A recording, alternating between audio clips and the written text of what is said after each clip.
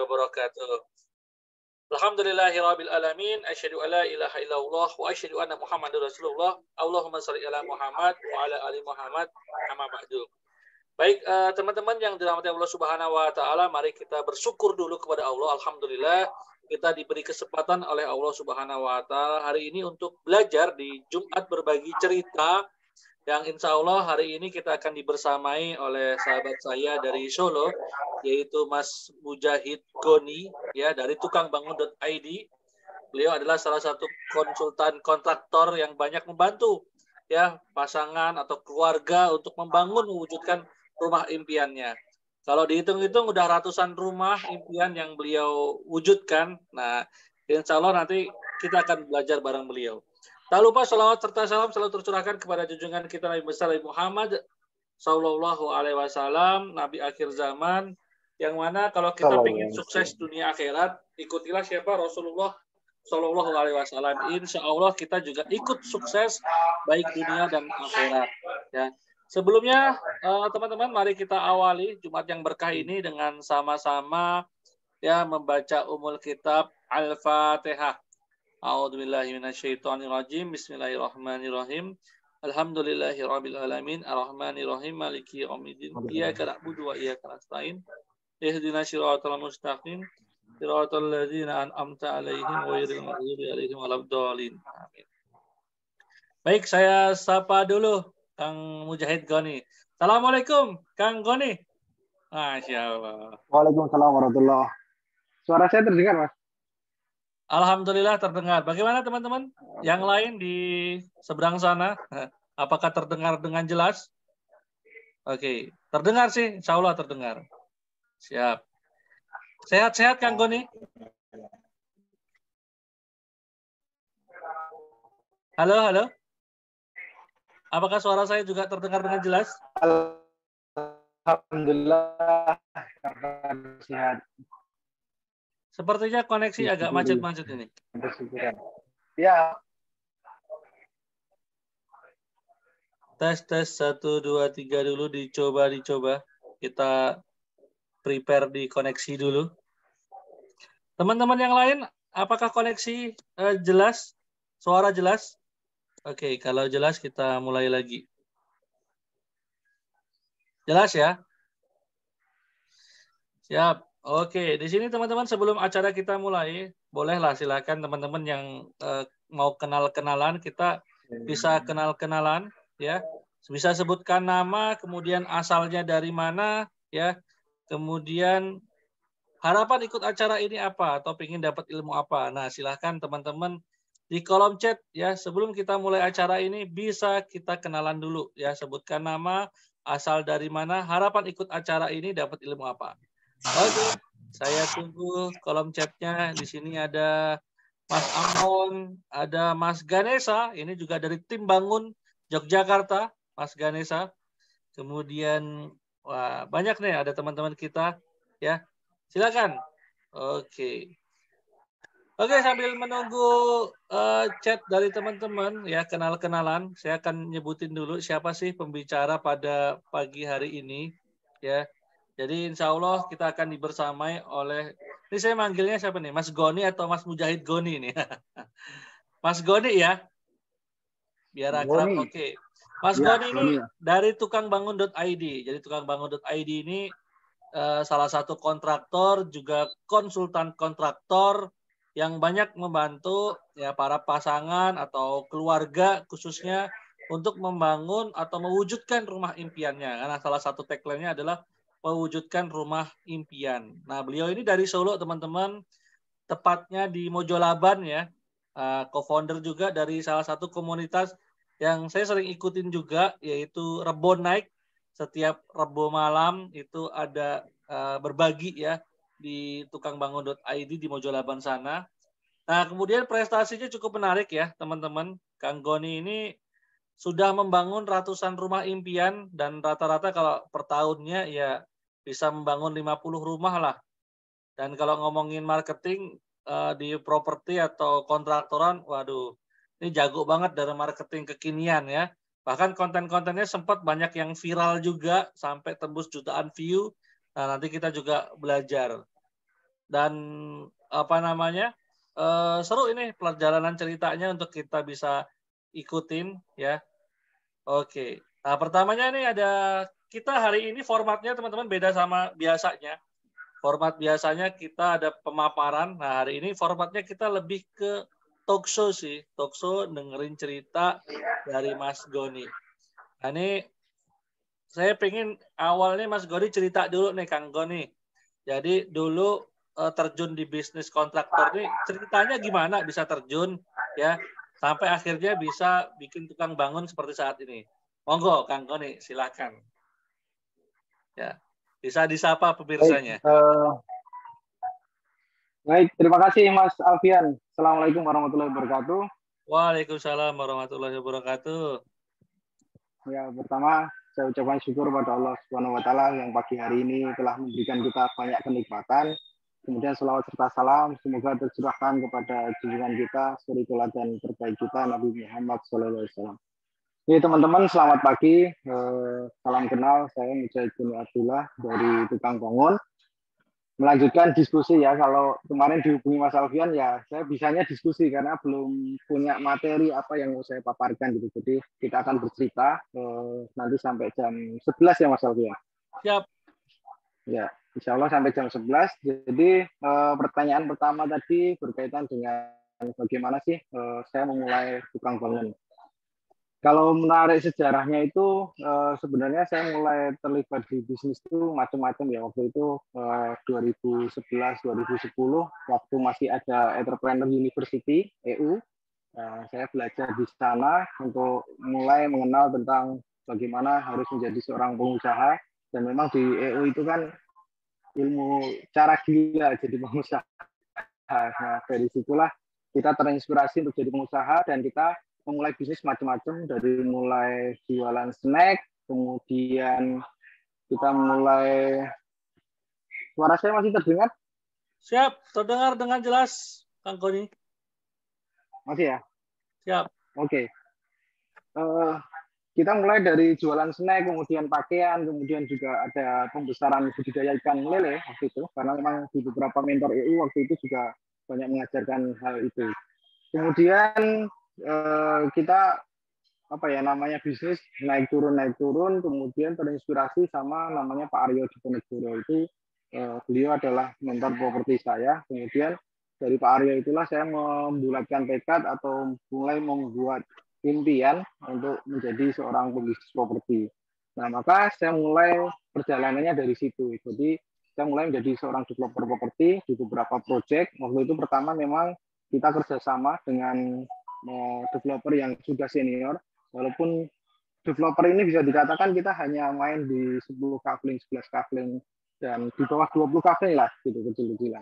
Mulai dari kerjasama, kemudian akhirnya saya bisa sendiri mendevelop beberapa lokasi, sampai suatu titik ketika selesai lokasi yang terakhir saya, mungkin lokasi ke-6 atau ke-5, saya mau pindah lokasi lagi, keterbatasan modal, karena waktu itu memang masih belum kenal akad yang sesuai syariah itu gimana, belum ada bisyarah kayaknya.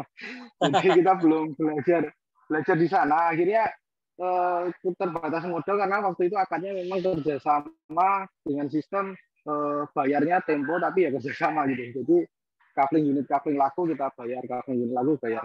Nah, semakin ke sini tahun 2015 2014 tuh pemilik tanah mungkin sudah mulai menyadari dengan fenomena kerjasama itu, akhirnya tidak mau menggunakan skema itu, atau lebih sedikit orang yang mau menghendaki kerjasama itu.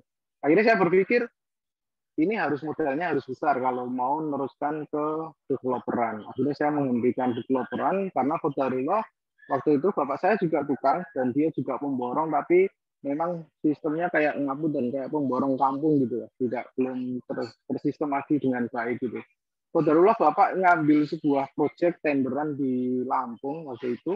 Akhirnya saya waktu melihat developer harus butuh modal besar, kemudian bapak yang waktu itu cuma lulusan SD, tidak ngerti komputerisasi, tidak ngerti internet, tiba-tiba ikut tender itu dan akhir dipasrahkan pada saya, Mas Doni, saya nggak ngerti nih, ngirim email, ngirim RAP, kemudian buat Excel dan lain sebagainya. Akhirnya saya terlibat di Lampung, kemudian saya muncul ide, ya udah ini mungkin cara ngumpulin modalnya saya jadi kontraktor dulu sebelum saya melanjutkan ke developer. Nah, mulailah kita buat kontraktoran di Lampung sana selang beberapa tahun, mungkin sampai tahun 2016.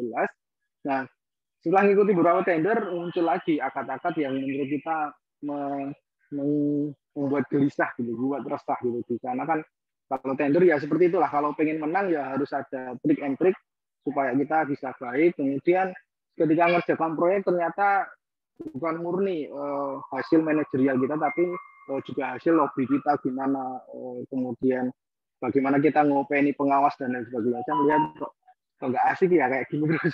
Nah, maka melihat teman-teman yang di Solo bisa diskusi tentang marketing, branding, selling. Dan saya kalau ikut tender gini nggak pernah bicara tentang branding. Apa ini branding perusahaan saya? Apa bagaimana cara marketingnya? Karena ini dapat tender ya tinggal dan dalam tanda kutip suap sana suap sini dapat proyek gitu. Nah, akhirnya saya berpikir wah ini harus pulang ke Solo, masa nggak bisa sih perusahaan konstruksi kita buat marketingnya, kita buat brandingnya, kita ya sebagaimana teman-teman yang di fashion, di kuliner, mereka bisa jual dalam tanda kutip nama, akhirnya bisa laku, walaupun produknya kadang juga sepele tapi bisa laku. Nah, akhirnya saya berpikir harusnya konstruksi bisa, maka mulailah di situ diskusi sama Pak Aryo di Ponorogo juga. Pak Aryo mengusulkan sebuah nama, ya tukang bangun.id itu dari Pak Aryo. Kemudian Pak Aryo memberi nama itu dan saya dimintain tolong untuk ya Mas Goni ini apa diteruskan dan kita mengerjakan tukang bangun.id sampai hari ini. Kurang lebih awal mulanya seperti itu. Siap, seru banget ya ternyata. Oke. Pak Aryo ini termasuk dulu mentor EU yang punya buku apa ya? Properti nomor 2 ya gitu ya. Properti Mega Profit. Mega Profit nomor 2 ya. Ya, masih ingat saya. Kaya raya nomor 2. Ya. Tapi jadi gila nggak Mas akhirnya Mas? Oke. Kalau tukang bangun.id ya luar biasa. Ya, tukang bangun.id ini sendiri Mas berarti lahir tahun kapan Mas? Dan apa namanya? Mungkin bisa dijelasin sama teman-teman visi misinya ini kemana sih yang bedain sama kontraktor-kontraktor yang lain? Kayaknya kan kalau saya lihat ya seru banget di sana.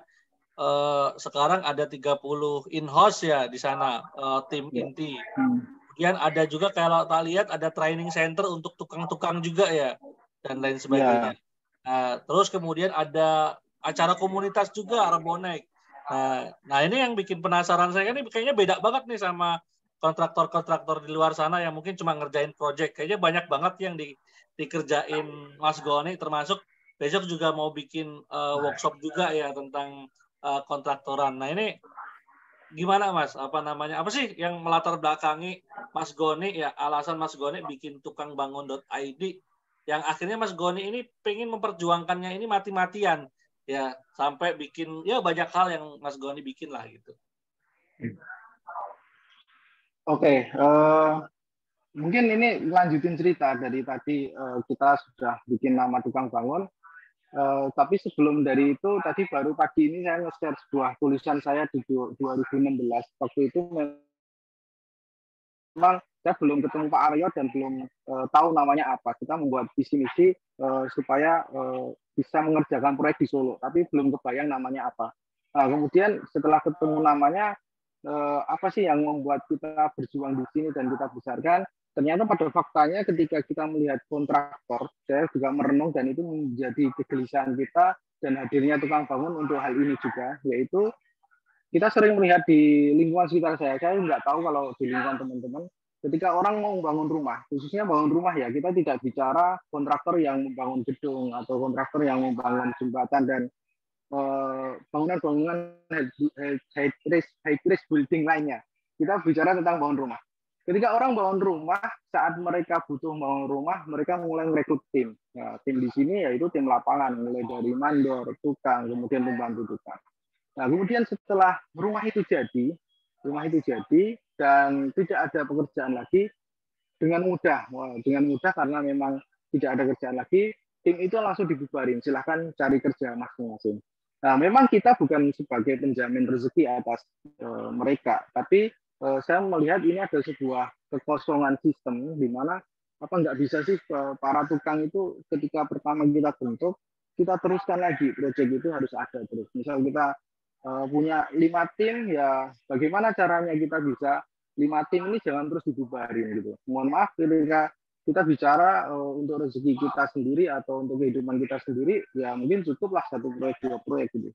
Tapi bagaimana dengan mereka? Kembali lagi garis bawahnya kita bukan menjamin rezeki mereka, tapi kita punya wewenang di situ bahwa kita bisa sih membuka lapangan pekerjaan untuk mereka, jangan sampai mereka nganggur gitu. Kan karena setiap selesai bangun rumah dibubarin pasti ada jeda mereka harus nganggur. Sedangkan kita yang sebagai anak muda waktu itu memang kita belum punya istri ya, kita masih hidup 50.000 sehari masih cukup. Tapi mereka ketika harus nganggur seminggu, mereka sedangkan pendapatannya adalah harian, mereka punya anak, istri, bahkan kalau dapat gaji cuma seberapa sih, apakah saving mereka bisa ke backup untuk hal itu? Kembali lagi, kita tidak bicara tentang bahwa kita yang menjamin rezeki mereka, tapi kan kita bisa mengikhtiarkan hal itu. Akhirnya giroh itu, semangat itu yang pengen saya wujudkan di tukang bangun itu harus jadi solusi untuk mereka. Jangan sampai ketika mereka selesai kita mintain tolong, Mas ayolah tolong gawa ke rumah, tak bantu, tak gaji sekian-sekian. Tapi setelah rumahnya jadi, ya udah Mas selesai, silakan cari kerjaan di luar sana. Nah itu yang menjadi kegelisahan saya, maka saya bangunlah tukang bangun ini supaya ada kontinuitas untuk mereka kayak pegawai tetap lah. Oke, lanjut dulu. Kalau toh ternyata dipandang ada pekerjaan lain yang lebih menguntungkan, ya silahkan. Tapi di sini insya Allah kita coba untuk ada proyek terus lah, gitu. Ada proyek terus kontinu. Bahkan alhamdulillah hari ini tidak hanya dulu kita berangkatnya paling 15 orang, kemudian jadi 30 orang, 70 orang, sekarang kita 300-an orang yang tergabung menjadi timnya tukang bangun. Nah, semakin besar ini ya bebannya amanahnya makin berat. Jadi ini kalau tukang bangun sampai ngapunten harus kita hentikan gitu ya, saya juga kasihan dengan 300 orang. Karena 300 orang ini pasti menghidupi anaknya, istrinya dan sebagainya. Kembali lagi fokus, kita tidak menjamin rezeki atas mereka, tapi ada satu hal yang bisa kita ikhtiarkan atau kita upayakan. Nah itu yang giroh pertama, kenapa harus memperjuangkan tukang bangun sampai hari ini dan membuat berbagai pola ini. Kalau menurut saya tukang bangun by design, sesuai rencana saya memang membangun tukang bangun untuk seperti itu, jadi marketing harus digerakkan terus. Yang kedua memang untuk kebermanfaatan umat, kebermanfaatan anak agama itu kita utamakan. Kalau kita bisa pegang banyak orang, berarti kita nggak perlu jadi ustadz, tapi kita sudah punya ranah tersendiri, menguasai 300 orang ini menjadi kewajiban kita untuk dakwah di dalamnya. Jadi kita nggak perlu keluar-keluar jadi ustadz, tapi tanggung jawab orang di dalam naungan kita ini ya harus kita dakwahi. Kita menanamkan konsep dakwah di sini. Maksudnya saya tidak mungkin menjadi ustadz dan dakwah di masjid-masjid itu enggak, tapi saya fokus aja ke tim internal ini ya jadi amanah dakwah saya untuk saya selesaikan. Kurang lebih gitu, Mas. Ya, waduh luar biasa, keren ya teman-teman. Jadi semangatnya itu bagaimana memberdayakan tukang-tukang ini agar selalu punya order, nggak berhenti punya project, ya kan? Biasanya memang tukang-tukang tuh biasanya dipakai per project, habis itu seminggu nganggur, sebulan nganggur. Nah ini Kang Goni ini mencoba agar tukang-tukang di sekitarnya luar biasa. Sudah ada 300 tukang ya yang diberdayakan bersama tim Mas Goni ya untuk bisa terus tumbuh ya, membangun negeri ya, membangun rumah impian. Dan luar biasa ini diperjuangkan Mas Goni mati-matian ya. Dan saya tahu sendiri sepak terjangnya, nanti mungkin bisa cerita ya gimana sih suka dukanya sih di bisnis konstruksi ini. Tentu pasti sukanya ketika bisa memberdayakan banyak orang, senang banget ya Mas ya, punya banyak tim, ya kemudian banyak tukang yang tercerahkan, termasuk bisa punya training center untuk tukang, bisa berdakwah ke tukang. Termasuk ini banyak PR ya, biasanya kalau di tukang-tukang ini rata-rata pada malas sholat Mas. Nah itu mungkin ada nanti mungkin ada cerita-cerita bagaimana sih mendakwain tukang ini biar bisa nggak malas sholat. Biasanya wah urung resik resik karena wis resik tak sholat ya kan, resik telung bulannya resik rampung sholat. Ya. Nah itu juga cerita-cerita menarik. Mungkin ada ini Mas, cerita sukanya dulu deh daripada dukanya. Jadi di bisnis konstruksi ini kan pasti ada senangnya. Kalau nggak ada senangnya, nggak mungkin Mas Goni pertahankan sampai hari ini kan. Bahkan mungkin ketika ada badai, pasti Mas Goni akan oke, quit gitu. Nah, senangnya apa sih di bisnis konstruksian ini atau di tim tukang bangun ini? Mungkin ada cerita-cerita senang yang akhirnya, oh ini bikin aku semangat lagi gitu. Ya, salah satu yang senang tadi mungkin sudah disampaikan Mas Rendra ya. Jadi bisa memberdayakan banyak orang itu ada sebuah kepuasan batin sendiri gitu.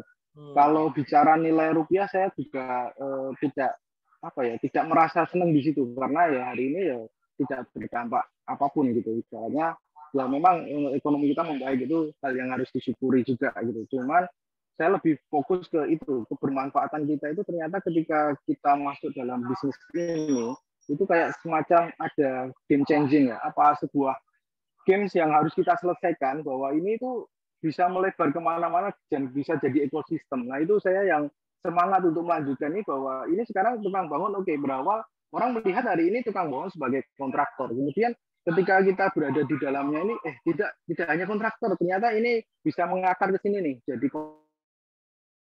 konsultan ini sendiri. Oh tidak hanya berhenti di situ, ternyata bagian material ini bisa sendiri. Oh tidak hanya di situ, kita bisa bikin usaha untuk pendidikan dan pelatihan.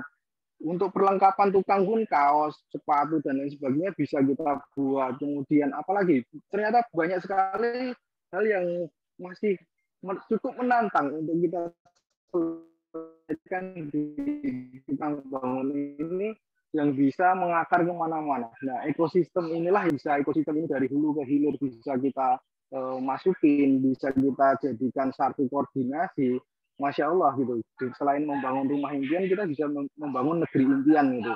Negeri impian itu bisa kita bangun dari start bangun rumah ini. Karena dengan menurut kami ya, ini menurut kami nanti sudut pandang pebisnis lain akan berbeda. Menurut kami dari bergeraknya bisnis properti, kemudian bergeraknya pembangunan ini akan memiliki dampak secara langsung maupun tidak langsung terhadap bisnis-bisnis lain gitu. Nyenggol yang lain, akhirnya wah ini cukup seru, kita bisa bikin sebuah dalam tanda kutip dinasti atau kita bisa membuat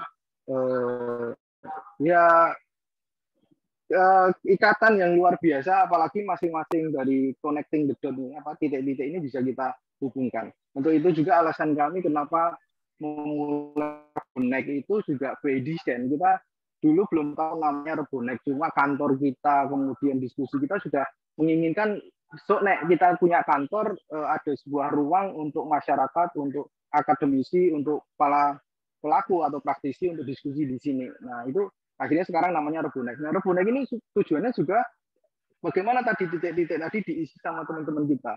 Oke Mas Goni sudah punya ini tukang bangun sebagai jasa kontraktornya. Oh yang di sana ada Mas Brur sebagai jasa developernya. Oh di sana ada Mas Harizaki sebagai jasa marketingnya properti, kemudian ada lagi yang supplier ini, ada lagi yang bisa menyediakan jasa ini. Umat Islam ketika menyatu dari titik ini, insya Allah wah, luar biasa sekali. Satu dengan yang lain saling melengkapi gitu. Nah, maka hari ini saya masih cukup menantang dan masih cukup bersemangat yaitu pengen membangun ekosistem ini. Termasuk tadi Mas Rendra menyampaikan hari ini kita juga lagi proses mendevelop pelatihan untuk kontraktor dan pelatihan terhadap tukang-tukang kita supaya punya standarisasi. Tukang-tukang ini tidak hanya untuk kita saja, barangkali tukang-tukang yang kita latih dan kita standarisasi nanti ada teman-teman yang selesai edukasi atau selesai menguasai tentang kontraktor butuh tukang, kita juga bisa menyediakan tukang-tukang ini. Dan itu akan terus menyebar kemana-mana. Bahkan tidak hanya pembisnis yang butuh tukang, bahkan hari ini kita sering mendapati orang mau renov plafon aja susah dari tukang, atau orang mau cukup ngecat aja, mas saya butuhnya ngecat aja, itu susah lah. Sedangkan kalau ngecat aja ngubung tukang bangun mungkin dalam tanda kutip tidak diprioritaskan. Nah, maka kita mau bikin pendidikan dan pelatihan tukang profesional ini nanti juga untuk memenuhi kebutuhan masyarakat. Nah ini dampaknya panjang gitu mas. Jadi kurang lebih yang menyemangati kita adalah ekosistem yang ada di depan. Siap, bangun ekosistem ya, keren. Jadi ini tukangbangun.id ini sebagai platformnya yang mewadahi ya tadi bisa bersinergi antara tukang, marketers juga, ya kan, praktisi-praktisi yang lain untuk bisa saling sinergi. Dan apa ya, tentu ya di sini perlu ada tantangan ya dan perlu bangun tim biasanya ya untuk bisa mewujudkan impian itu. Mungkin bisa cerita Mas Goni, culture yang Ya. dibangun di tim bangun itu seperti apa dengan tim ya 30 in-house dan 300 tukang ini seperti apa? Termasuk tantangan berdakwah di kalangan tukang ini nih. Nah, ini yang apa namanya jadi PR bersama ya teman-teman kontraktor mungkin di sini masih banyak yang sajane itu pengen berdakwah di tukang. Cuma gimana caranya untuk masuk yang soft, yang indah tapi juga tidak menyinggung. Nah, itu juga apa namanya gimana Mas? Mungkin ada cerita-cerita yang ditemukan di lapangan ketika membina para tukang ini. Oke, berkaitan dengan hal itu, memang cukup menantang sekali. Sampai hari ini kita juga masih berjuang di dalamnya. Kalau culture yang kita bangun di dalam kantor sendiri kan lebih mudah, karena teman-teman di sini anak muda dan bisa langsung kita kuasai, dalam tanda kutip mereka juga sudah memiliki pendidikan yang lebih tinggi daripada teman-teman di lapangan. Itu lebih mudah, kita menginstal apa, itu tergantung kitanya membuat peraturan di perusahaan seperti apa. Kayak misal di kantor kami kalau setiap pagi itu sebelum jam kerja kita ada tilawah Quran, kemudian ada coffee break, nanti sholat duha, kemudian istirahatnya pas duhur, nanti pas asar harus istirahat juga untuk sholat asar, kemudian ada beberapa kajian-kajian kecil di setiap pekannya kayak gitu, bisa kita install dengan mudah. Nah, memang yang di lapangan ini cukup menantang. Paling yang bisa kita lakukan semacam ini apa peraturan tentang jam kerja. Mulai istirahat itu tidak dimulai dari jam 12, tapi ketika adzan zuhur. Walaupun kita sudah memberitahu kalau adzan zuhur istirahat, nanti mulai lagi 1 jam setelah istirahat. Tapi kenyataan memang di lapangan masih terjadi. Misal istirahatnya setengah 12 karena adanya jam setengah 12, masuknya tetap jam 1 gitu ya. Ya nggak masalah, itu adalah bentuk perjuangan kita. Kita mengorbankan waktu, setidaknya kita memberikan kelonggaran dia untuk bisa sholat tepat waktu atau sholat pada waktu awal gitu. Kemudian di asar juga demikian.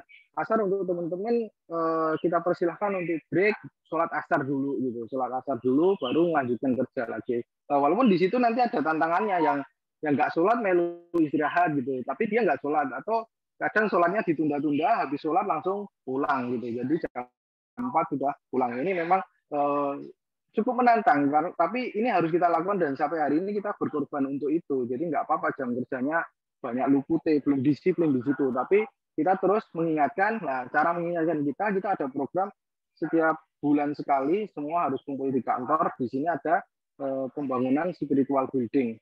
Kita mau nanamkan kajian spiritual building untuk semua tim kita dari lapangan ataupun di kantor untuk kumpul di kantor tukang bangun untuk kita beri arahan-arahan tentang spiritual building ini.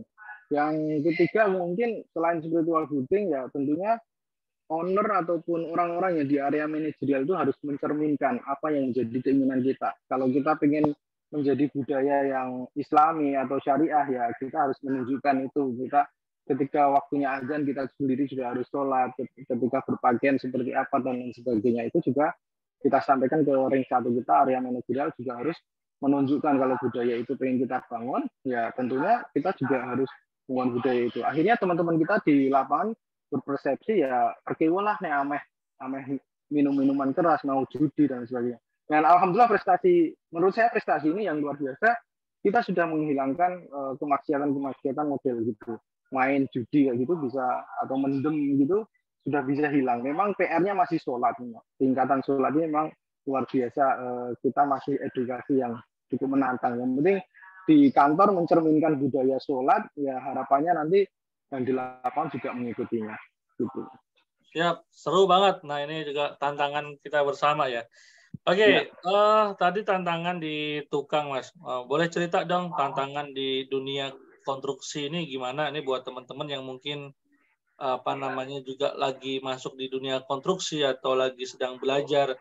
Ya, apa sih tantangan terbesarnya kalau menurut Mas Goni sendiri di dunia konstruksi ini yang saya sebutnya bukan masalah ya. Jadi kalau masalah itu kalau dianggap masalah kan jadi masalah ya. Tapi masalah ini jadi sebuah tantangan sih. Sebuah tantangan yang memang sampai hari ini mungkin apa namanya jadi di konstruksi itu biasanya sering bocornya tuh di sini nih. Nah, gitu.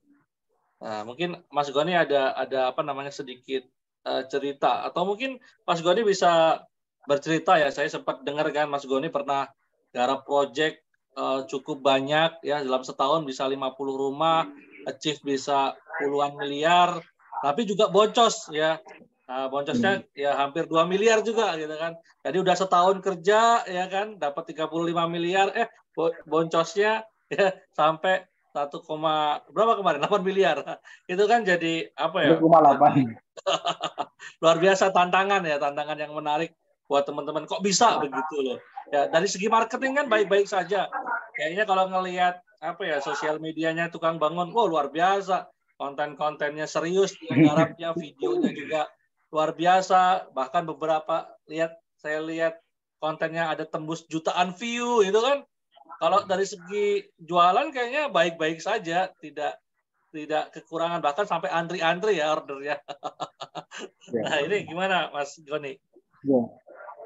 Baik, terima kasih Mas. Mungkin satu hal yang mau saya sampaikan, bersyukur dulu sih. Bersyukur ternyata kadang Allah itu menutup aib kita gitu.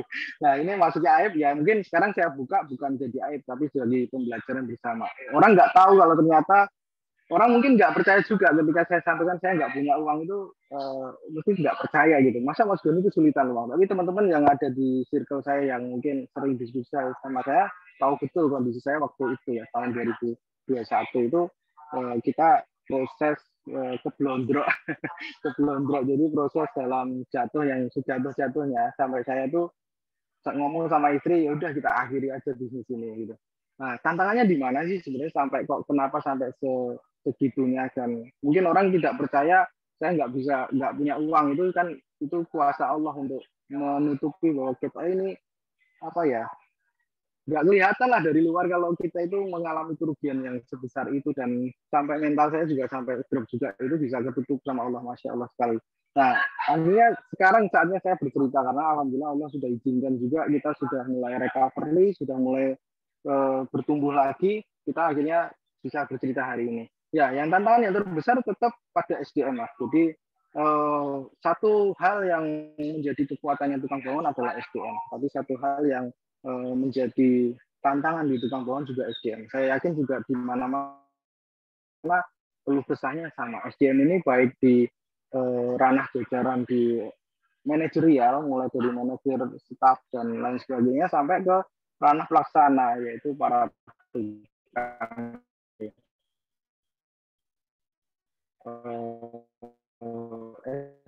SDM ini unik. Memang kadang di sudut pandang lain dilihat nah, cuma gitu kan angka sebuah lalu itu kayak semua. Kalau saya memang ada matematikanya, kita bisa dari awal itu memang bisa gitu. Cuma kan ini juga ada sebuah karya seni di area SDM tadi. Nah, terutama tadi SDM larinya kemana? Ke standarisasi gitu. Yang satu cara pasang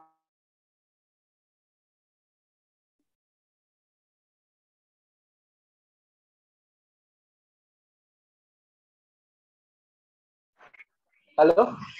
Halo, halo. On connect? Siap, siap. Ya. Ya, saya lanjutkan ya. Jadi tantangannya di SDM. SDM itu ke arah standarisasi. Misal yang satu proses pasang gesting pakai cara A, yang satu cara B. Nah, masing-masing cara ini memiliki beda efisiensi dan beda apa efektivitasnya. Maka setiap perbedaan efektif dan efisiensi terhadap sebuah cara maka akan mengaruhi profitabilitas kita. Jadi mempengaruhi keseluruhan proyek itu. Nah, maka yang untuk menjawab tantangan itu kita menghadirkan itu tadi akademi tukang untuk proses standarisasi tukang itu. Walaupun kami meyakini itu juga tidak akan jadi solusi yang sempurna terhadap permasalahan itu. Tapi ini bentuk ikhtiar kita karena mau diskusi sama kontraktor manapun pasti nanti keluh kesahnya adalah tukangnya sing keprei wae, keahliannya yang macam-macam, kemudian minta gaji lebih mahal tapi kinerjanya tidak dinaikkan, atau ya permasalahan itu SDM itu karena geraknya kita ada di SDM itu yang hari ini masih menantang untuk kita. Maka kejadian tahun 2021 itu karena kita tidak menyadari hal itu bahwa setiap tim di kita itu punya keterbatasan, tapi di marketing kita itu tidak punya batasannya. Kita langsung genjot terus, brandingnya naik, sellingnya naik, kemudian tukang bangun, tanpa tukang siapa yang bangun kan gitu. Akhirnya kita full order. Harusnya kapasitas mesin kita itu ada 30, misal 30 unit yang kita bangun secara bersamaan, pada tahun 2021 itu kita ngerjakan sampai 50 sampai 60 unit per bulannya gitu. Nah, kan kita nggak ada orang nih siapa yang ngerjakan. Akhirnya tak sae sembarangan nyari orang. Yang penting enak uangnya karena ini amanah harus kita kerjakan, kita terima karena sudah terlanjur MOU.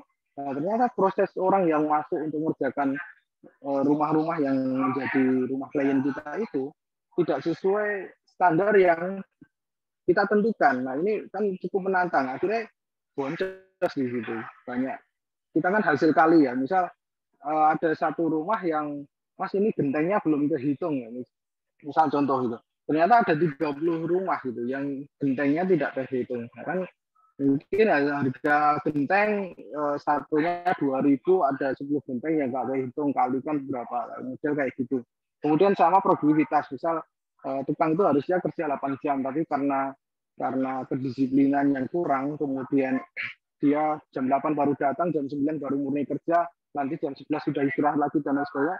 Itu sebenarnya kalau kita nilai kalkulasi rupiah, luar biasa sekali. Kita pernah hitung itu sehari itu bisa mengalami kerugian atas produktivitas itu sampai 40-an juta sehari gitu.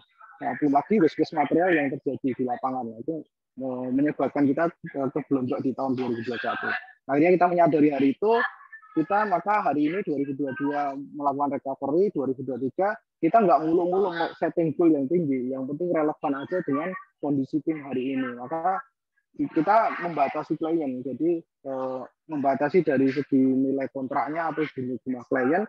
Kalau kiranya tim kita bisa ngerjain ya dikerjain, kalau nggak bisa mending antri, jangan dipaksakan untuk ngambil proyek tapi kita tidak bisa menjalankan dengan baik. Gitu kurang lebih, Mas. Siap, berarti tantangannya banyak di SDM ya, terutama memang bisnis konstruksi ini kekuatannya di controlling ya namanya aja bisnis yang berkaitan dengan project atau timeline, tentu sistem kontrol yang ketat harus kuat sekali ya. SDM yang bagus pun tanpa manajemen kontrol sistem yang bagus itu ya nggak bisa apa-apa. Jadi emang harus dua-duanya ya, good people, good system gitu ya teman-teman. Oke, ini sebelum masuk ke sesi berikutnya ada sedikit pengumuman buat teman-teman. Nah, biar gak boncos ya, ini kita undang teman-teman untuk belajar langsung dari ahlinya. Nah, insya Allah Bisarah.id ini mau mengundang salah satu ya guru besar di kontraktor yang sudah punya pengalaman 20 tahun di bidang konstruksi ya, dan tentu ya pengalaman beliau cukup luar biasa ya karena sudah 20 tahun. Nah, salah satunya bagaimana nanti teman-teman akan belajar tentang efektivitas dan efisiensi. Kalau konon katanya ya, beliau ini kemarin waktu saya ke Bogor juga sempat ngeliatin bagaimana cara bikin RAB dan controlling sehingga bisa untung sampai 40% seharusnya kalau misalnya benar-benar kuat ya controllingnya. Nah, itu nanti beliau akan paparkan di situ. Dan luar biasanya beliau ini the master ya, yang memang punya pengalaman ya di bidang profesional kontraktor kelas.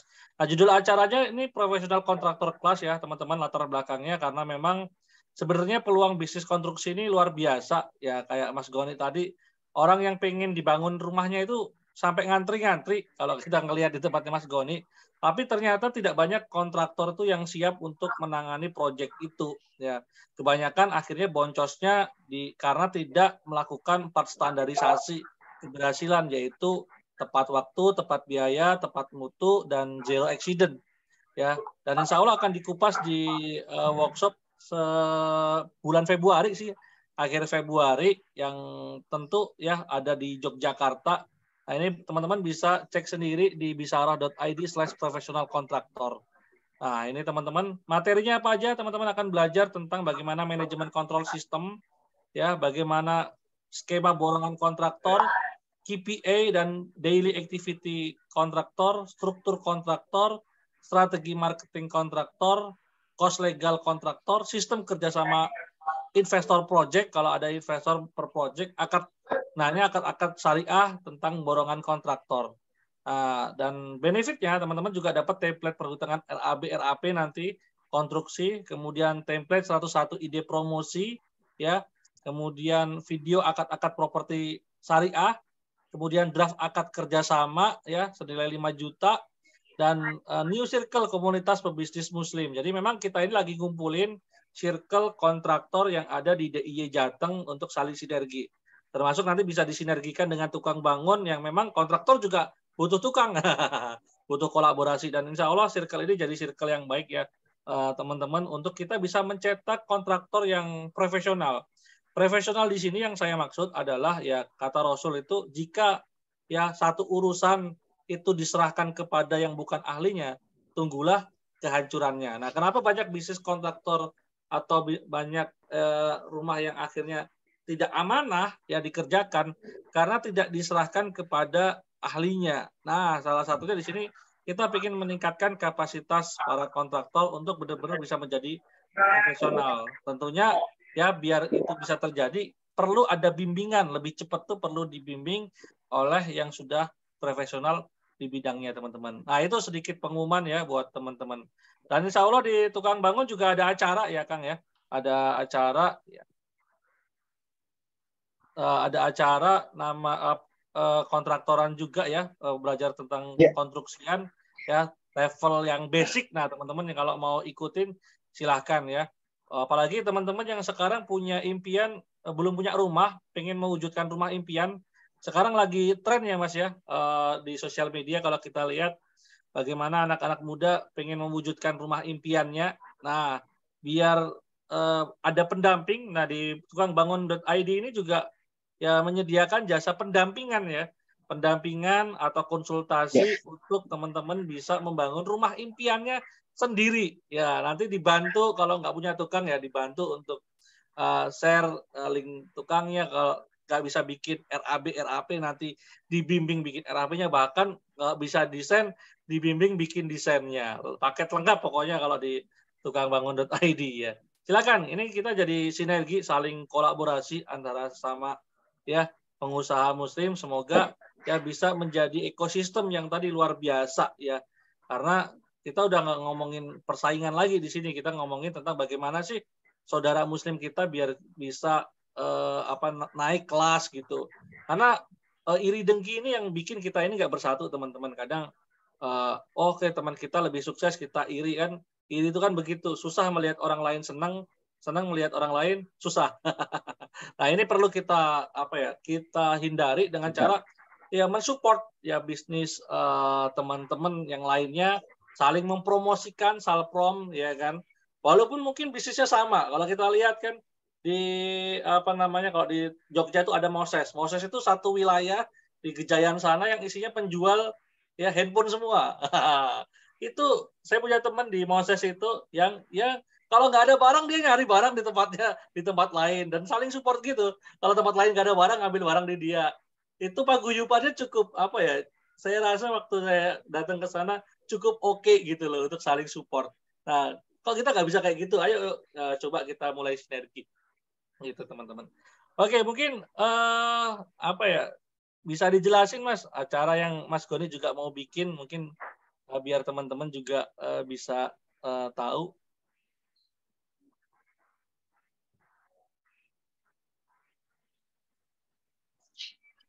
Oke Mas, terima kasih atas kesempatannya. Jadi kalau tadi bicarakan kita insya Allah juga ikut itu untuk profesional kontraktor itu, menurut kami memang levelnya itu memang dia sudah praktisi kontraktor tapi pengen lebih efektif dan efisien. Kayak tukang bangun ini masih perlu bagaimana supaya efektif dan efisien. Karena seringkali target profit yang sudah kita tetapkan, yang sudah kita sepakati itu meleset gitu, karena faktornya banyak banget ternyata di kontraktor itu. Kartu kontrolnya, kontrol sistemnya itu harus rigid, harus kita ketati di setiap langkah proses bisnisnya. Nah maka di profesional kontraktor itu kita perlu sekali untuk belajar ke sana. Nah sedangkan di tukang bangun ini sebenarnya berangkat dari fenomena hari ini tadi, generasi mungkin teman-teman yang kelahiran 97, 98 kayak gitu. Nah, itu sudah mulai berkeluarga dan dia sudah tercemar dalam tanda kutip konten ya, apa-apa sedikit di kontenin gitu. Kita ada beberapa data itu menunjukkan mereka datang ke tukang bangun itu hanya untuk konsultasi. Ternyata mereka membangun sendiri rumahnya.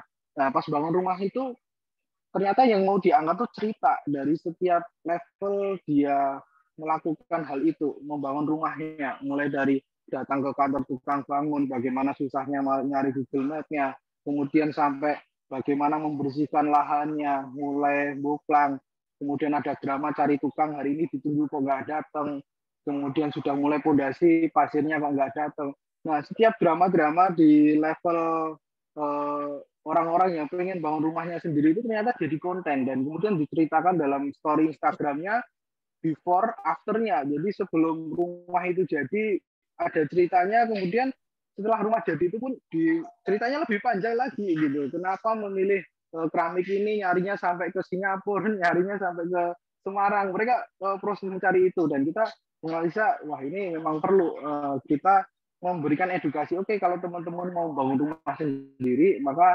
kita di tukang bangun ada akademi kontraktor itu pelajaran basic apa sih yang harus dilakukan orang kalau pengen bangun rumah sendiri. Ya berarti kan harusnya tidak langsung action untuk bangun rumah, kita harus bikin dulu ini rencana anggaran biayanya.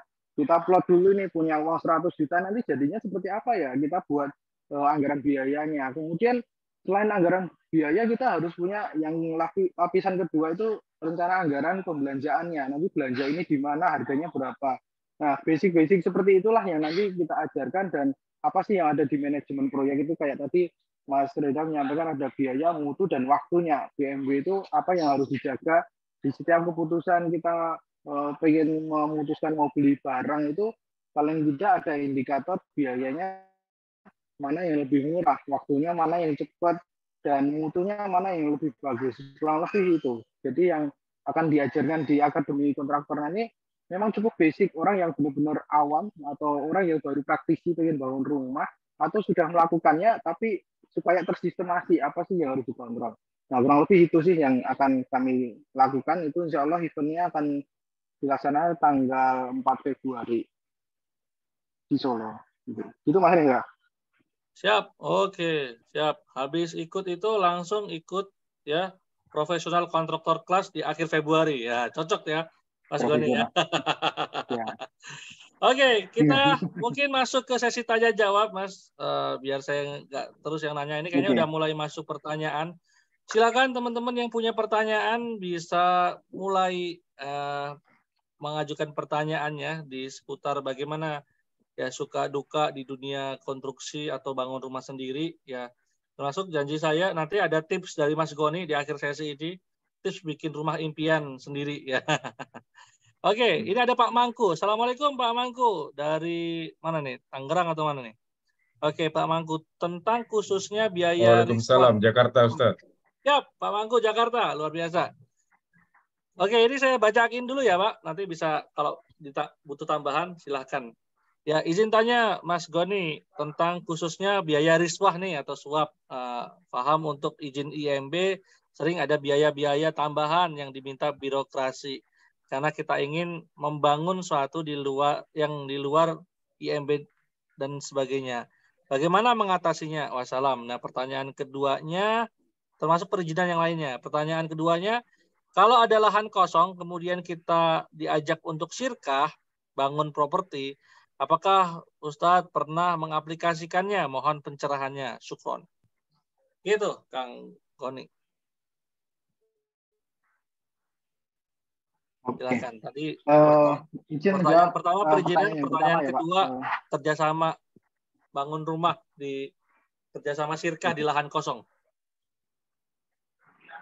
Ya, untuk pertanyaan pertama kita sudah jarang terjadi itu, bahkan tidak pernah sih sekarang ketika muncul tukang bangun. Maka kita membuat tukang bangun karena alasan itu. Kemarin-kemarin pas sebelum punya tukang bangun kan kita selalu ada suap menyuap dan lain sebagainya itu. Karena kegelisahan itu akhirnya kita bikin tukang bangun, kita bikin proyek sendiri. Nah, mengenai perizinan kalau di kita memang exclude ya, tidak termasuk dalam perizinan itu. Kalau ada perizinan itu ya mungkin nanti ada biaya lain, dan biaya itu biasanya mulai dari ngurus dari RT, RW sampai ke level kecamatan ya kita minta untuk ownernya sendiri yang melakukan. Dan sekarang juga IMB atau PBG itu kan sifatnya online semua. Kalau online ini memang meminimalisir sekali, bahkan tidak bisa kita melakukan suap gitu. Jadi kita mengikuti sistem yang ada gitu. Nah, Ya, akhirnya project kalau rumah bicara hal sama itu ya, tender lebih alhamdulillah hari safety ini ya. kita sudah tidak, ya lebih safety rumah sendiri gitu ke rumah pribadi gitu. Maka ngakalinya gimana ya, kita sekarang udah nggak terlibat di situ ya, kita perizinan kita serahkan kepada owner. Jadi kalau mau ketemu RT, RW, lurah, dan camat biar mereka sendiri, kita hanya melengkapi dokumen lainnya yang bisa kita lengkapi, perhitungan struktur, kemudian gambar kerja dan lain sebagainya. Gitu Mas, untuk yang pertama. Oke, Yang siap. kedua ya, mengenai lahan kerjasama tadi gimana? Lahan kerjasama? Ya, jadi kalau kerjasama, misalnya ada lahan kosong nih, kemudian kita akan diajak untuk sirkah, untuk bangun properti. Apakah Ustadz pernah mengaplikasikannya? Mohon pencerahannya. Oh, alhamdulillah sampai sekarang belum. Memang sudah banyak diskusi untuk hal itu. Kita mau ada kerjasama dengan beberapa teman-teman yang developer, juga tujuannya untuk misal cross branding satu dengan yang lainnya gitu. Cuma proses diskusi itu bahkan ada yang dari 2019 sampai hari ini belum terwujud gitu. Karena memang mungkin levelnya akhirnya kita sendiri juga terus naik. Kita lebih ke B2C. Nah, sedangkan dari orang yang mau kerjasama ke developer itu pasti pengennya ya harganya ya B2B gitu loh. Nah, maka hal itu yang belum dapat ketemunya gitu. Kalau kita B2C ya harganya memang berbeda dengan teman-teman yang mengerjakan B2B. Nah, maka sampai sekarang belum sampai ketemu nilai sepakat.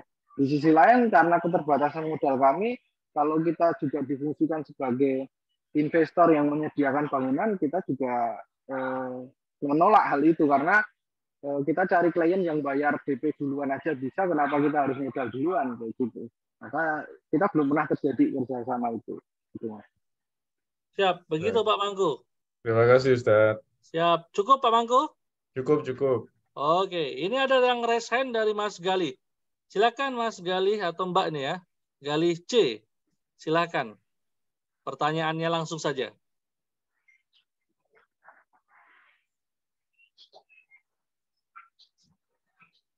Halo Mas Gali. Mas Gali masih bersama kita? Siap. Silakan Mas Gali, pertanyaannya boleh langsung. Tadi Mas Gali udah raise hand. Oke. Jika Mas Gali belum bisa, monggo yang lain silakan bisa. Di sini juga ada tukang bangun nih, Mas Ganesa. Assalamualaikum Mas Ganesa. Waalaikumsalam Mas Rendra, Mas Goni, guru saya Mas Goni. Apa kabar Mas? Alhamdulillah Mas Goni saya. Mas Goni itu termasuk inspirasi saya dalam membuat tim bangun. Masya Allah. Masya Allah. Alhamdulillah. Saya banyak belajar dari beliau dan dari tukangbangun.id. Siap. Ada diskusi Mas Ganesa. Mungkin mau nanya ini aja sih Mas, masalah perpajakan. Gimana sih cara mensiasati perpajakan dalam bisnis konstruksi Mas? Kalau Mas Goni dan tim tukang bangun itu seperti apa? Cara mensiasati perpajakan supaya kita tidak kesandung dalam pajak, Mas. Oke. Ini nanti rekamannya kita ini ya. Kita potong ya. Mas Ale minta tolong admin ya untuk memotong rekaman yang ini. Ya Mas Ganesha, izin menjawab. Jadi di tukang bangun itu memang terlihatnya dari luar itu kan hanya satu perusahaan ya, PT Tukang Bangun Indonesia. Itu sebagai perusahaan marketing dan jasa konsultan. Tapi sebenarnya di internal kita itu ada 5 perusahaan Mas. Ada 5 perusahaan yang masing-masing unit bisnisnya itu beda-beda. Ada yang memang fungsinya konsultan, konsultan arsitek, ada yang fungsinya marketing, ada yang fungsinya penyedia jasa kontraktor, ada yang fungsinya material, dia ada toko material sama dia itu sebagai maklar material. Jadi kita dapat klien itu kita split ke bidang bisnis masing-masing gitu.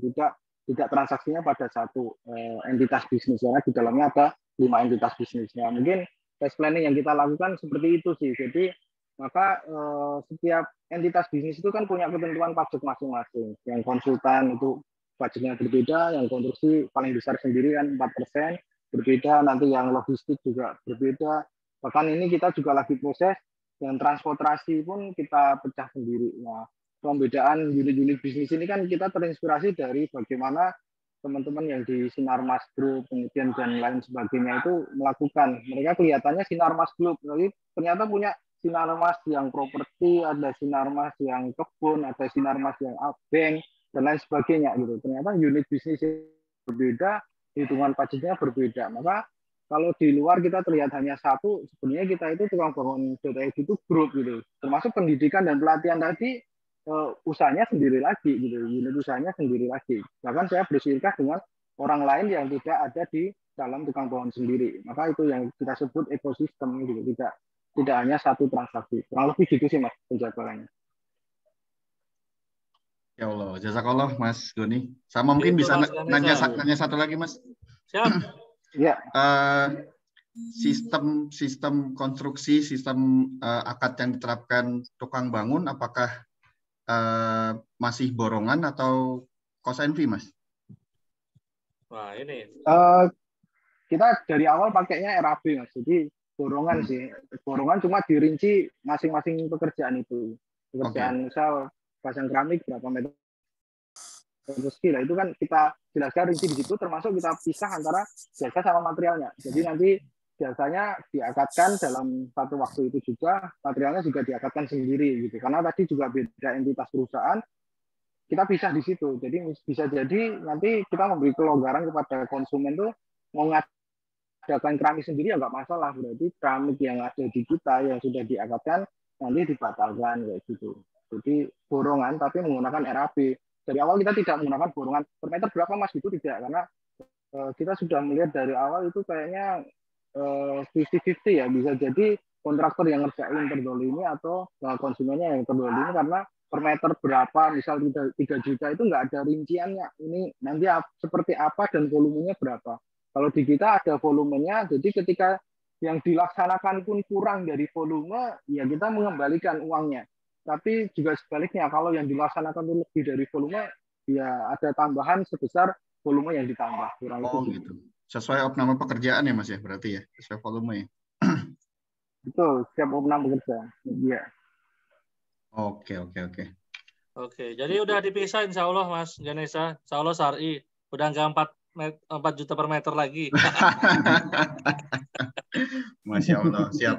Berarti itu hitungannya berdasarkan persentase atau memang sudah menetapkan fix Mas untuk profitnya di awal tukang bangun itu? Kalau profit di awal kita sudah masukkan dalam RAB itu Mas. Misal untuk jasanya HPP untuk bayar tukang untuk lain-lain berapa 5.000 gitu. Dan nanti kita mau nambah profit berapa? Tambah 10% atau 20% dari. Oh gitu. Ya. Oke. Siap. Jazakallah Mas Goni.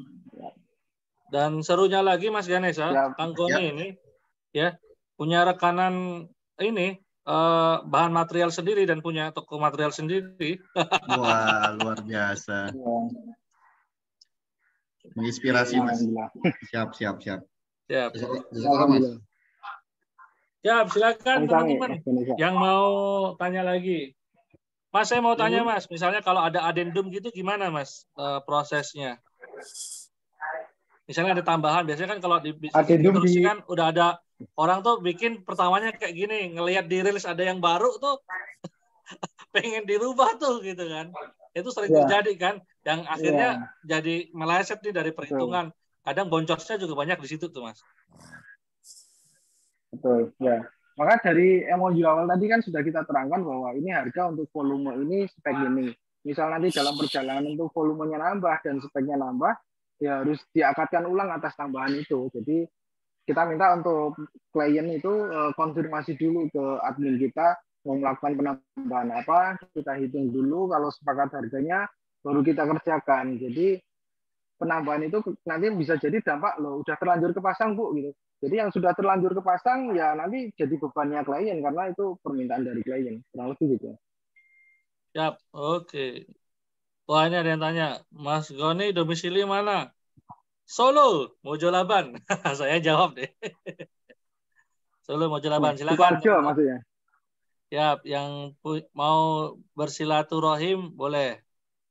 Ya, oke. Ini ada pertanyaan dari Mas Amron. Nah, Mas Amron, halo Mas Amron. Dari mana Mas Amron nih? Kayaknya Bogor. Halo dari Jogja. Dari Jogja, siap. Mas Amron, silakan bertanya sendiri nih. Tentang apa nih? Kalau ada pemilik gedung dan pengelola parkir, ada kerjasama selama 5 tahun, apakah boleh jika dibagi hasil saja dari hasil penjualan tiket parkir? Nah, monggo Mas Goni ini pertanyaannya. Nah, sejawab. Ya sejawab bukan saya itu Mas. Gini kan Mas Rendra atau Ustadz Firly itu. Ya, nanti kita jawab di sesi tanya jawab Kurang tahu bersama saya. Ustadz Firly saja ya. Biar dijawab pakarnya. Oke, baik. Terima kasih. Iya. Ya. Oke. Mas Doni. Hari ini temanya konstruksi. Silakan teman-teman yang mau belajar. Oke, ini mungkin bisa nambahin tips, Mas. Kemarin di copywriting kan saya nyebutin bahwa nanti insya Allah ada tips buat teman-teman yang pengen bikin rumah impian, ya kan? Nanti silahkan hubungi. Kalau mau konsultasi di mana? Nanti bisa chat ya. Nanti lewat saya juga bisa. Nanti saya tak akad makelar dulu sama Mas Goni. Silakan teman-teman yang mau bangun rumah impian. Ini insya Allah Mas Goni ini lagi ada satu program yang mana sebenarnya buat teman-teman yang pengen benar-benar mewujudkan rumah impiannya sendiri, ya kan? Mungkin tanpa kontraktor, cuma pengen didampingin saja, ya, baik didampingin bikin desain rumahnya, ya didampingin bikin RAB-nya, bahkan didampingin nyari bahannya, nyari tukangnya, itu kan bisa nanti hubungi ke tukangbangun.id. Nah, ini adalah program yang mana nanti salah satu tujuan dari adanya tukangbangun.id ini adalah yang membantu para klien untuk mewujudkan rumah impiannya. Nah, ini mungkin tips-tips Mas Goni untuk teman-teman untuk bisa bikin rumah impian nih. Apa nih, ada tips-tips and trick, ya kan? Biar bisa nabung mungkin, financial planning-nya atau gimana gitu. Silakan Mas Goni. Kan sekarang banyak ya anak-anak muda udah bisa bikin rumah sendiri ya. Nah, itu mungkin Mas Goni kemarin cerita-cerita fenomena itu.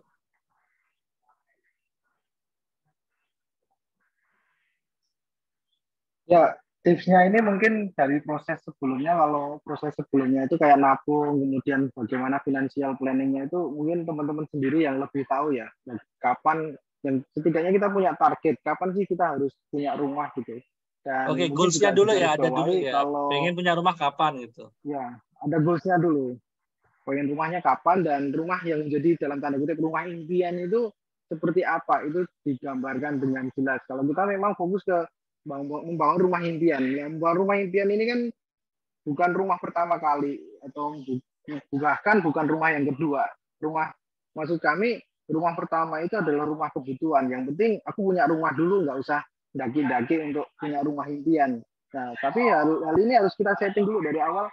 Kita itu masih dalam level butuh rumah atau sudah level pengen punya rumah. Jadi pengen atau butuh dulu. Jadi kita memetakan ke finansial kita sendiri gitu. Kalau sekarang sudah punya rumah tapi pengen untuk yang lebih upgrade, mungkin anak kita sudah mulai banyak, kemudian hobi kita sudah mulai banyak, atau kebutuhan dalam rumah itu sudah mulai tinggi, akhirnya masukkan keinginan-keinginan itu. Nah, keinginan itu tentunya diimbangi dengan financial planning. Kalau financial planningnya seperti apa, mungkin nanti di orang-orang yang pakar ekonomi lebih paham ya. Kalau nanti kita ada kelas financial planning itu harus bikin rumah. Kemudian posisi pengusaha itu seperti apa? Boleh itu seperti apa? Nah, kalau dari saya biasanya kalau diskusi sama orang yang datang ke sini, terutama orang yang mau renov rumahnya, dia sudah punya rumah nih, Mas, aku mau jadikan 2 lantai untuk rumah itu. Nah, biasanya kita juga diskusi dulu, kenapa harus dijadikan 2 lantai rumah itu? Karena kita harus melihat latar belakangnya dulu, apakah ini hanya keinginan atau kebutuhan atau faktor lain. Karena menurut kami proses renovasi ini sesuatu yang tidak worth it ya, lebih mahal daripada kita bangun baru lah. Bangun baru ini pasti konfirmasi ke kontraktor manapun pasti lebih milih bangun baru daripada renovasi. Maka ketika orang yang datang ke sini sudah punya rumah, pengen renov bangunannya itu, kita tanya latar belakangnya dulu. Kalau memang rumah itu punya sejarah yang panjang, Mas, ini dulu saya dapetin rumahnya ini dapat dari warisan ibu saya dan ini harus dijaga sampai hayatku nanti. Ya oke lah, berarti di sini ada nilai emosional yang harus dipertahankan. Kalau gitu seberapa banyak uang yang kita masukkan untuk merenov rumah itu worth it gitu. Tapi kalau ternyata ya ini dulu delalah yang rumah nang kene Mas, cuma saya janjane ora cocok karo lingkungan nih, saya tidak pas dengan desainnya. Nah, kalau menurut saya kayak model kayak gitu, mending rumah itu dijual untuk dapat saving uang cash, kita cari tanah yang lebih cocok, sekalian cari lingkungan baru, desain baru. Jadi benar-benar rumah impian itu harus disetting dari nol. Jangan sampai kita menyebutnya rumah impian karena wah ini demen dapurnya mane-mane nggak usah dirubah lah. Ini kamarnya mane-mane nggak usah dirubah. Nah itu akhirnya orang kita masuk ke situ, apa yang menjadi impian kita terhadap rumah itu kurang loss lah ibaratnya, kurang nyata karena kita masih terganggu oleh masa lalu atau bangunan yang lama yang mau kita jadikan rumah impian itu masih ada gangguan lah, misal harus mempertahankan kamar lah, harus mempertahankan carport dan lain sebagainya. Nah menurut saya lebih baik kalau teman-teman yang proses sudah punya rumah dan pengen punya rumah impian, ini dijual, uangnya baru ditomboi untuk membangun di lokasi yang baru lagi. Itu lebih worth it. Mungkin saya tipsnya di situ sih Mas. Kalau tips bangun rumah impian kalau tanahnya kosong, ya go ahead aja, lakukan sesuai budget. Misal budgetnya belum nyanda, biasanya kita rekomendasikan misal, Mas saya punya rumah impian nih, 5 kamar tidur, ada kolam renangnya dan lain sebagainya. Budgetnya ternyata kita hitung 2 miliar atau 3 miliar gitu. Ya, biasanya kita sesuaikan adanya budget berapa dulu. Yang setidaknya hari ini kita sudah ngantongin desainnya dulu, grand design dari rumah yang akan kita impikan itu sudah kita render, sudah kita sampaikan ke anak-anak istri kita, kemudian sudah kita doakan bersama.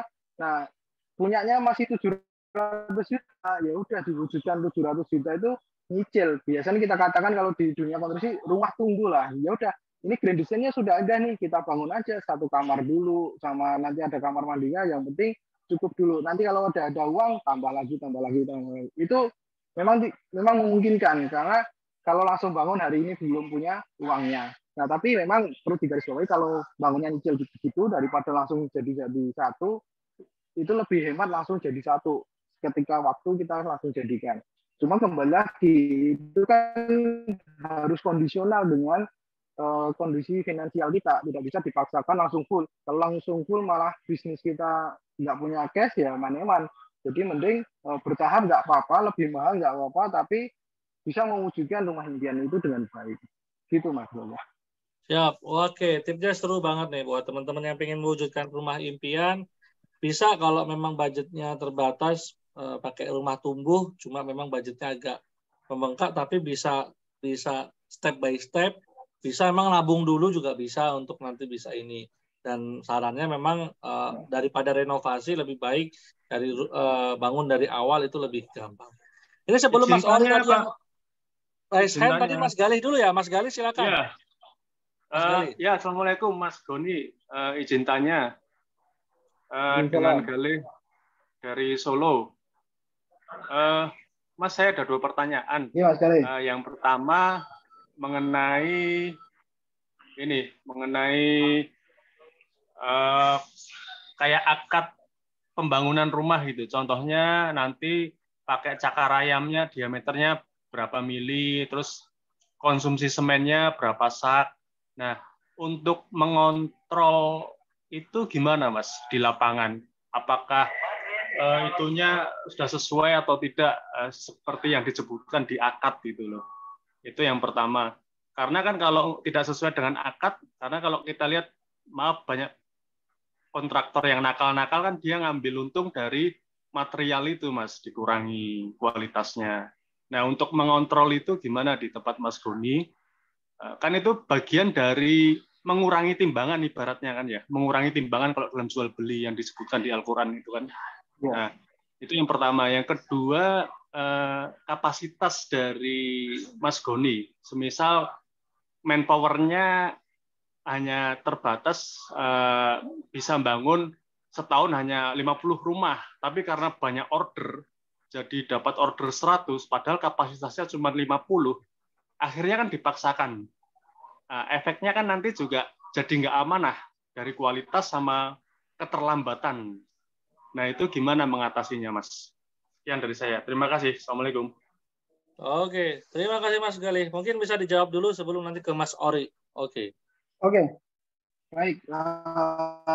Berkaitan dengan menjaga mutu ya. Kalau tadi kan sudah kita sampaikan dalam konstruksi atau manajemen proyek itu ada biaya, mutu, dan waktu. Yang jadi memang menjadi akad yang harus kita jaga betul terhadap konsumen. Nah, maka kalau dari kita ikhtiarnya, memang kita tidak bisa menjamin full 100% sesuai tepat banget gitu. Tapi ada langkah-langkah ikhtiar supaya mendekati, atau ya kita sudah berikhtiar kalau ternyata luput ya kita butuh kontrol satu dengan yang lain. Nah, fungsi kontrol ini satu dengan yang lain inilah yang kita terapkan.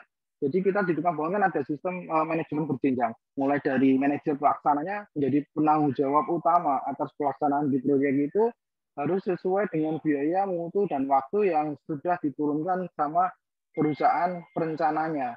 Nah, dari pelaksana ini diturunkan ke staf masing-masing, ke divisi masing-masing yang berkaitan dengan material juga harus pegang ini dokumen tentang mutu, waktu, dan biayanya. Kemudian ada bagian pengadaan, ada bagian mandornya, leadernya juga dikasih paham tentang hal itu. Nah, satu dengan yang lain saling kontrol dan di dalamnya ada reward dan punishment-nya gitu.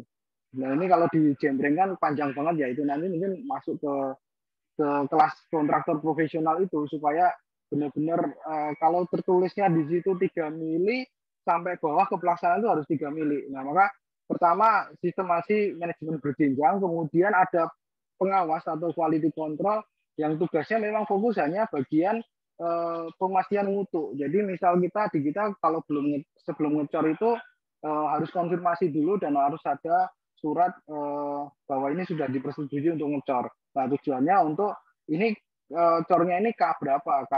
K12, K150 atau K200, K300 atau K berapa itu dipastikan dulu. Nah, cara ngitungkannya gimana ya? Itu kan ada metodenya sendiri nanti di lapangan. Kemudian masalah besi juga gitu. Jadi kontrolnya kalau leader itu atau mandor menemukan spek besi itu tidak sesuai dengan yang tertulis dalam dokumen perencanaan, leader berkewajiban komplain. Kalau dia tidak komplain, maka nanti yang disalahkan leadernya. Jadi misal dia pegang besi nih, loh kita cilik ya. Di lapangan ada sketch map-nya, ada alat untuk mengukur diameter itu. Maka diukur kalau tertulisnya 14 dim, 14 mili, ternyata di lapangan dikirimnya 12 mili, maka leader bisa memberikan surat komplain kepada logistik dulu. Nanti logistik ternyata kita bisa telusur nih, yang menyalahi spek ini dari mana. Maka kalau saya belajar dari Mas Ringga itu sistem manajerial kan salah sopo kan gitu, menerapkan posisi ini salah sopo gitu, kita cari dari mana sumber kesalahan dari ini, maka nanti dikembalikan. Maka tadi ada reward dan punishment di setiap jenjang proses bisnis ini. Nah, itu yang kedua mungkin ya tetap walaupun klien itu sudah pasrah bongkoan sama kita juga butuh kontrol juga dari klien gitu. Jadi klien kita beri hak dan wewenang untuk mengomplain kalau ternyata ada sesuatu yang di luar pengawasan kita luput. Nah, itu maka nanti klien bisa komplain. Loh Mas, ini jaringnya tingginya foto 4 meter kok ini sudah 3,8 kok sudah berhenti. Nah, model seperti itu ya kita harus menerimanya dan kita harus perbaiki itu. Karena memang walaupun kita membuat sistem koordinasi atau manajemen berjenjang tadi sudah berikhtiar sebagian lupa, pasti ada aja yang luput, hal-hal luput. Maka ini nyambung ke tadi yang kedua itu tadi sudah kita terangkan, berarti kan kapasitas kontrol sistem kita yang kita buat terhadap penjaminan biaya, mutu, dan waktu itu kan terbatas. Nggak bisa kita semena-mena menaikkan kapasitas, kita hanya 50 terus dinaikkan 100. Nah, itu yang terjadi di proyek kita di tahun 2021, akhirnya kita minus 1,8 itu ya kita berfokus pada konsumen oriented. Yang penting konsumen rumahnya selesai dulu sesuai spek dan lain sebagainya, tapi akhirnya biayanya ya kita yang harus menombok itu. Nah, belajar dari 2021 itulah akhirnya kita membatasi kalau memang target kita itu 1 tahun 60 unit, kalau ternyata setiap bulannya kita bagi rata mungkin 5 unit sampai 6 unit, ya udah dimentokin di situ. Nanti kalau ada klien yang masuk lagi, kita gunakan sistem antrian gitu. Sembari tadi langkah solusi kita kita membangun akademi kontraktor, kita membangun akademi tukang. Nah, itu sebenarnya tujuannya supaya untuk menyelesaikan solusi dari keterbatasan kita. Karena kalau kita mengikuti keterbatasan kita mentoknya hanya 50, apakah selamanya kita hanya ngerjakan 50? Ya kan tidak juga, kita harus berkembang. Maka kita harus punya backup-an gimana menaikkan kapasitas produksi kita, menaikkan kapasitas pengawasan kita, kontrol sistem kita. Nah, salah satunya ada akademi kontraktor, ada akademi tukang yang hari ini juga sedang proses kita bangun. Gitu kurang lebih. Siap, keren banget. Jadi memang marketing saja tidak cukup, harus diimbangi dengan kapasitas. Nah, salah satunya dengan melakukan standarisasi dengan akademi itu, TFT itu, Training for Trainer, yang mana akhirnya punya circle yang memang standarnya sesuai dengan yang Mas Goni inginkan, gitu ya Mas Goni ya. Tentunya. Oke, tadi lanjut Mas Ori. Mas Ori, silakan Mas Ori yang sudah raise hand. Baik. Mas, Assalamualaikum warahmatullahi wabarakatuh. Waalaikumsalam. Saya Ori dari Tanjung Pinang, Kepri. Menarik dari yang dipaparkan oleh Mas Mujahid. Proses dari dulu kalau saya melihat juga main di proyek pemerintah ya, Mas Mujahid ya. Kemudian ke swasta murni gitu ya. Dengan saya sebelumnya bergerak juga di kontraktor di proyek-proyek pemerintah, tapi melihat kondisi dan realita yang terjadi di proyek pemerintah untuk menghindari rasuah dan yang lain-lain itu, akhirnya saya stop untuk main di proyek pemerintah. Namun ya memang ya berdarah-darah juga, yang biasa kita punya hasil besar, sekarang dengan kondisi ini akhirnya karyawan juga nggak bisa saya pertahankan. Dan memang saya masih mengerjakan untuk pemerintah, tapi yang tidak sama sekali ada permintaan khusus itu. Jadi yang murni memang saya nggak ngasih apa-apa gitu kan. Yang saya pertanyakan bagaimana Mas Mujahid itu memulai awal itu untuk branding perusahaan atau diri untuk mendapatkan kolam atau konsumen untuk yang bisa kita kerjain proyeknya itu. Kemudian untuk berapa lama itu bisa membranding itu sampai untuk dapat proyek perdananya itu. Kemudian bagaimana membangun tim, proses membangun tim itu sampai bisa solid dan mandiri. Itu aja Mas. Terima kasih. Assalamualaikum warahmatullahi wabarakatuh. Waalaikumsalam warahmatullahi wabarakatuh. Mas Ori. Masuk Mas Reza. Ya, izin langsung menjawab ya. Berkaitan dengan dapat proyek pertama. Halo, suara saya jelas? Jelas, Mas. Oke. Mungkin ini salah satu trik atau rahasia yang saya buka. Jadi memang untuk mendapatkan proyek pertama ini kunci andalan kita adalah portofolio. Selama Mas Ori punya portofolio itu adalah modal yang paling berharga. Itulah yang saya jadikan waktu itu untuk nge-branding tukang bangun awal itu, proyek-proyek yang pernah saya kerjakan itu menjadi track record kita, portofolio kita, bahwa kita memang perusahaan itu gitu. Nah, kita memang perusahaan konstruksi dan kita adalah kontraktor rumah tinggal gitu. Nah, maka portofolio ini menjadi hal yang penting. Maka mungkin langkah pertama yang bisa dilakukan adalah bagaimana portofolio ini bisa dilihat ke publik dan orang tahu portofolio yang sudah kita kerjakan.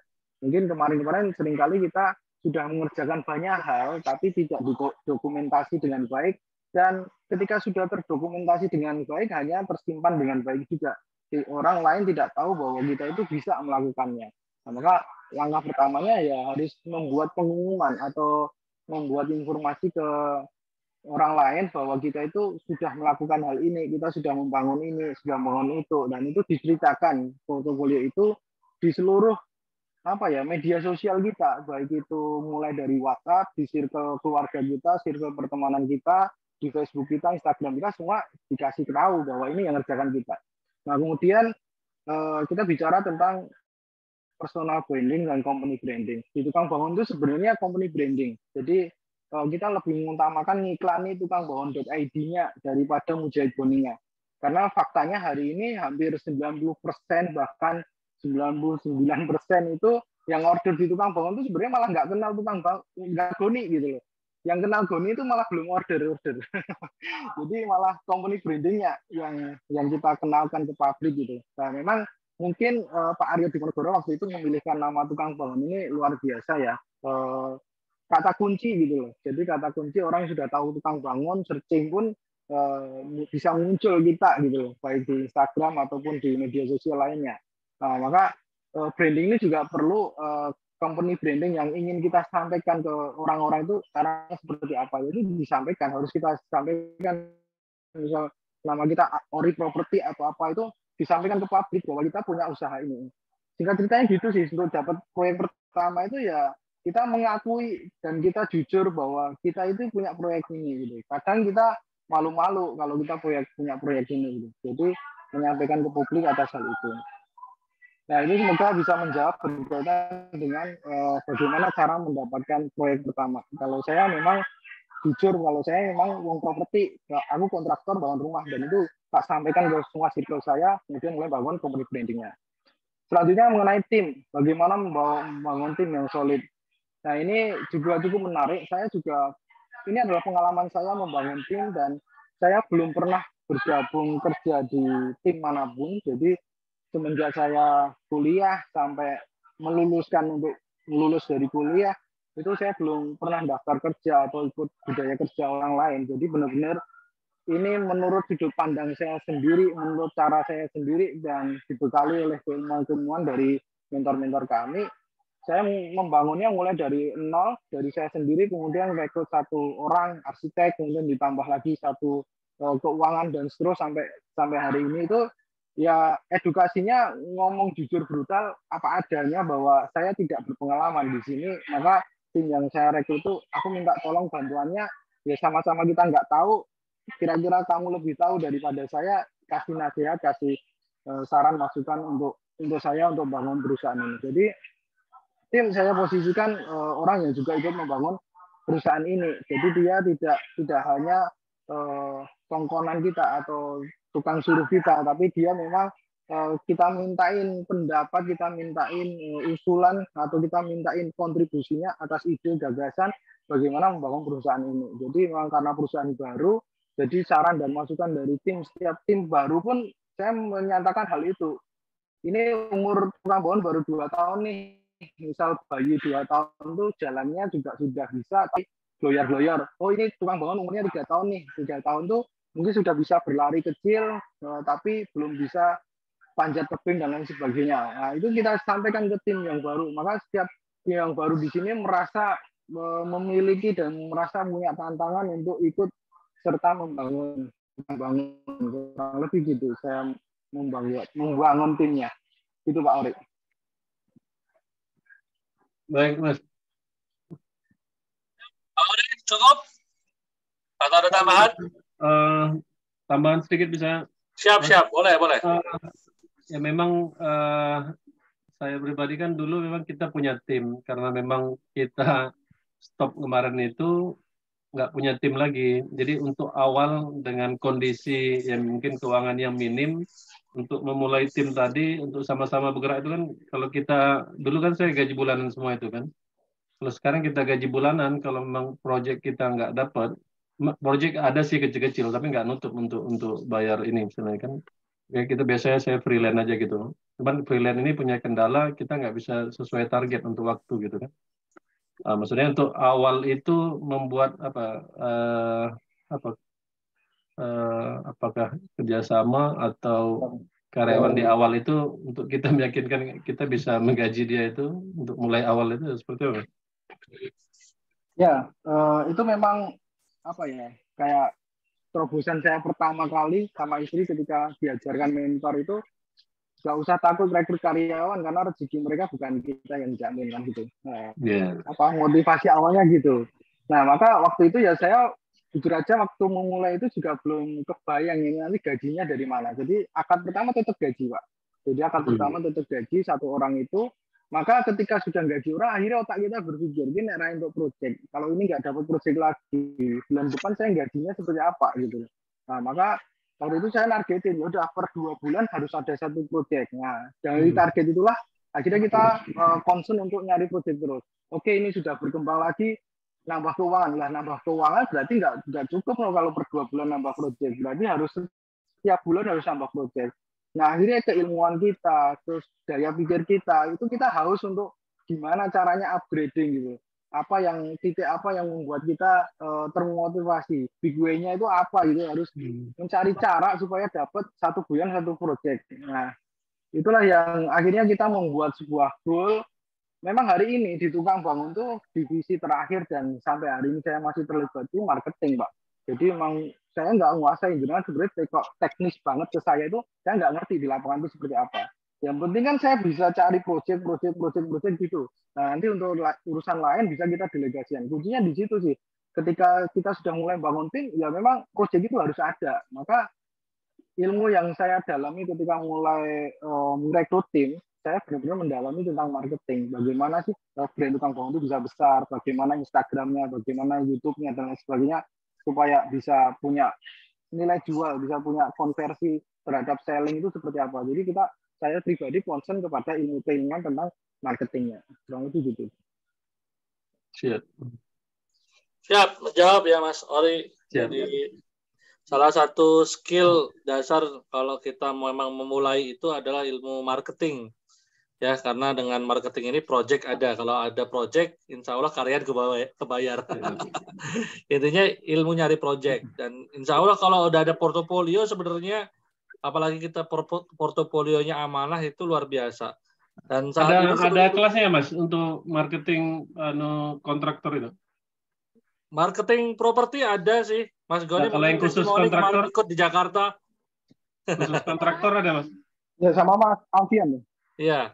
Sebenarnya konsepnya kita tidak hanya fokus ke marketing kontraktor ya. Kalau spesifik marketing kontraktor mungkin belum ada sampai sekarang. Tapi kita cara marketing itu sebenarnya kalau kita sudah paham konsep dasarnya, kita bisa jualan. Kayak kalau di kontrak itu lebih mendekati, kita bisa belajar ke marketing properti. Bagaimana kemarin luar biasa saya ikut pelatihan sama Mas Alfian Rinda sama Mas Nuri itu, ternyata ketika jualan tuh malah nari kita butuhnya kapan gitu uangnya itu. Nah, termasuk ternyata itu baru saya sadari, oh iya, selama ini saya membuat program marketing itu karena saya butuh duitnya kapan gitu.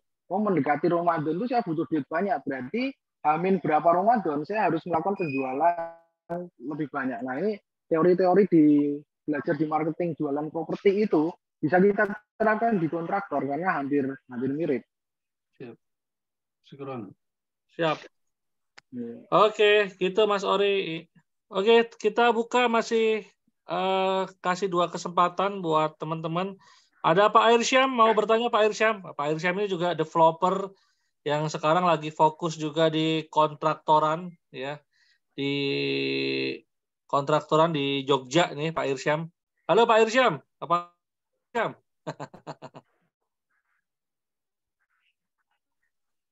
Oke, buat teman-teman. Baik. Iya, belum ada Coach. Saya pasmik dulu. Siap. Oke. 86.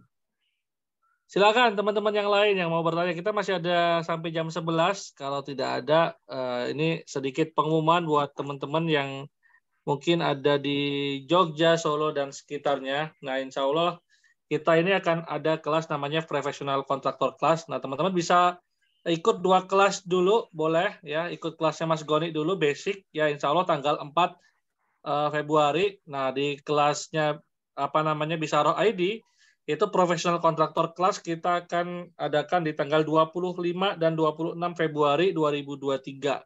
Yang insya Allah kita mengundang salah satu The Master Kontraktor yang punya pengalaman lebih 20 tahun ya di dunia konstruksi, menangani ratusan proyek ya. Kalau ngomongin rumah udah ribuan lah rumahnya.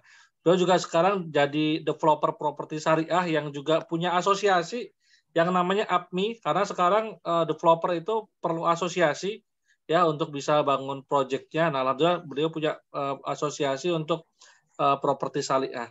Dan latar belakang kenapa acara ini kita bikin, yang pertama memang kalau kita ngomongin bisnis properti sebenarnya 90% itu kan uang beredar sebenarnya rata-rata di konstruksi yang mana berkaitan dengan BMW, biaya, mutu, waktu ya, yang banyak developer properti khususnya pemula juga boncos di situ dikarenakan tidak paham tentang bagaimana manajemen proyek properti, perencanaan, pelaksanaan, pengawasan sampai manajemen kontrol sistem.